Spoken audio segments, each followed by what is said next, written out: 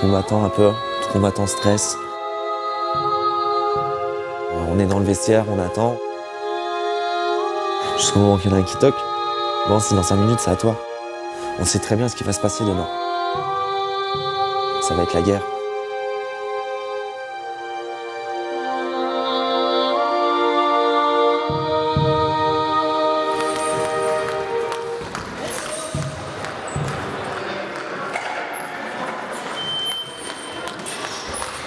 Ce qui est le plus dur pour moi dans la boxe, c'est honnêtement, c'est l'entraînement. L'entraînement, on est là, on transpire, on sue, on pleure, on saigne. Il n'y a personne qui est là pour nous voir, il n'y a personne qui vient nous encourager en entraînement.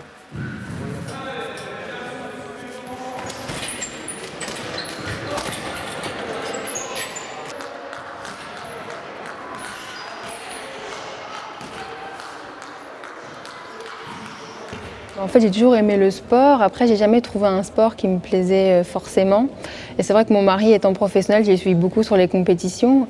Et en fait, c'est en le suivant une fois sur un combat en Belgique où j'ai vécu vraiment l'aventure complètement, le déplacement, la complicité avec son coach, que ça m'a donné envie de commencer. Et puis en fait, il a ouvert son club avec son oncle juste après. Donc j'ai dit, je vais essayer de mettre les gants. Et c'est vrai que ça m'a plu tout de suite et je me suis dit dès le début, je veux essayer de faire un combat. Je me suis entraînée direct tout de suite pour faire un combat.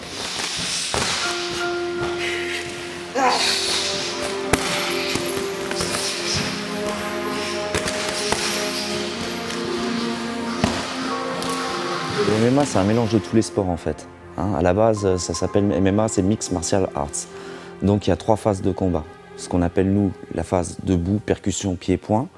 La phase clinch, accrochage, et la phase tout ce qui est sol. Donc là au sol, on a toujours en MMA, on a le droit de frapper, ce qui différencie beaucoup des autres sports de combat. C'est-à-dire une fois qu'on arrive au sol, on peut frapper avec nos poings au visage, avec nos coudes au visage, avec les genoux au visage et toutes les frappes au corps autorisées.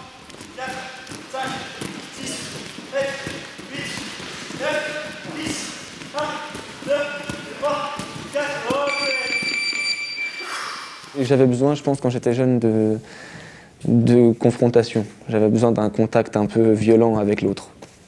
Je pense que c'était avec moi-même, mais je le rejetais sur l'autre, en fait. La capoeira, en fait, j'ai découvert quand j'étais petit, quand j'étais jeune, dans un jeu vidéo. Et j'aimais le côté un peu acrobatique, le côté très esthétique, justement, et très physique. À force d'avoir accumulé un espèce de bagage, il y a un moment où je me suis rendu compte que la capoeira regroupait en même temps la danse, le côté un petit peu martial et l'expression du corps, parce que ce qu'on dit en capoeira, c'est que c'est le corps qui parle. Et généralement, on favorise la théâtralisation du corps par la danse, entre guillemets.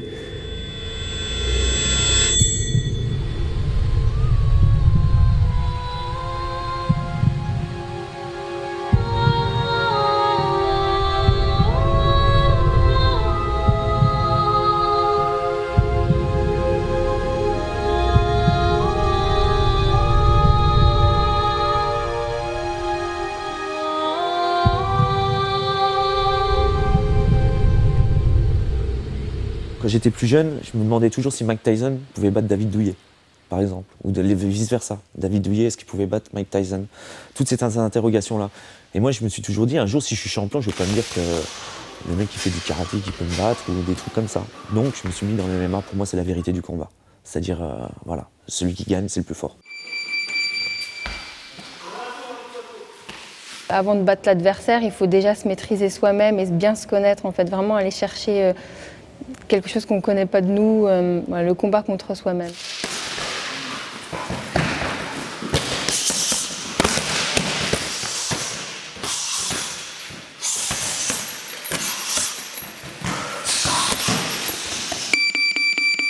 Effectivement, il y a un côté guerrier. Pour moi, on est des gladiateurs des temps modernes. C'est ces deux adversaires qui s'affrontent dans une arène pleine de spectateurs. Mais avant un adversaire, on est des hommes, tous pareils, tous égaux. Donc ce qu'on va chercher vraiment, c'est le dépassement de soi. Enfin, pour moi-même, c'est vraiment ce que je cherche dans un combat contre moi-même, c'est essayer de dépasser mes limites, trouver mes limites et essayer de vaincre mes peurs en permanence pour toujours aller un peu plus loin dans l'effort, dans le goût de l'effort, dans le dépassement de soi. Et puis après, bien sûr, il y a aussi l'adrénaline qu'amène la compétition, le fait de... C'est un petit peu un jeu d'échecs avec l'adversaire qui trouvera la faille en premier. Donc il y a aussi le côté-là qui me plaît beaucoup. Mais je pense que là, en priorité, c'est vraiment le combat contre soi-même.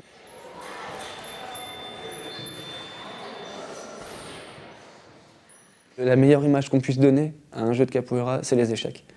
Parce que ça reste des adversaires quand même. Parce que le but, c'est qu'il y en ait un qui piège l'autre. Donc le but, c'est vraiment de faire des mouvements pour amener l'autre là où on veut l'emmener pour le piéger.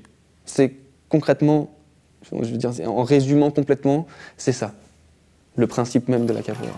Il faut que ton corps te dicte presque comme tu dois jouer, que tu laisses les choses se faire. Par contre, il faut que tu sois capable de réagir en fonction de l'autre. C'est l'agencement de la technique mis au service de l'improvisation qui fait un bon jeu ou pas. On nous apprend vraiment à nous déplacer et à faire en fonction de la musique. C'est-à-dire que c'est la musique qui rythme. Donc si la musique s'accélère, ton corps doit s'accélérer. Il y a un moment où vraiment on passe de la tête à presque couché, à debout, à sur les mains, et à partir de ce moment-là, les corps des fois s'imbriquent et font des espèces de... Un peu comme les serpents quand ils copulent, ça fait des espèces de nœuds comme ça de corps que moi je trouve magnifique.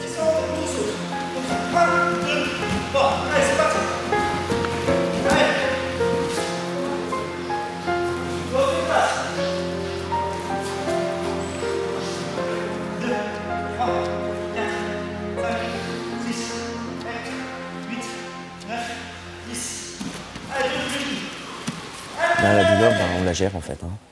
On la gère. Il y a des douleurs qui sont plus gérables que d'autres. Après, il y en a d'autres, on serre les dents. Des fois, je sors, je sens plus mes bras. Des fois, je sens, j'ai l'impression que je vais m'envoler. C'est un sentiment qui est assez... que moi j'aime bien d'ailleurs. Ce sentiment-là.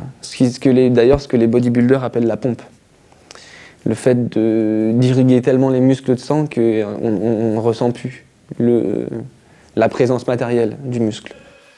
3, 4, 5, 6, 7. J'ai eu un arrachement des ligaments de la clavicule, j'ai toujours allé un peu au-dessus, entorse du genou. J'ai eu beaucoup de blessures en fait ligamentaires, dues à tout ce qui est clé de bras, clé d'épaule, ou d'usure aussi, les fractures de fatigue. Ce qu'on appelle nous les fractures de fatigue, toute la journée au travail, le soir à l'entraînement, des fois on est fatigué, boum, ça lâche. C'est pas trop violent, en même temps c'est pas trop doux. Ça me permet quand même d'extérioriser, parce que quand je fais une séance de 2 heures de capoeira, après je suis vidé, quoi. Et pour moi le but du sport c'est ça, c'est vraiment une espèce d'exutoire de tout ce qu'on n'arrive pas à lâcher en règle générale et qui permet d'un coup là de couler tout seul, quoi.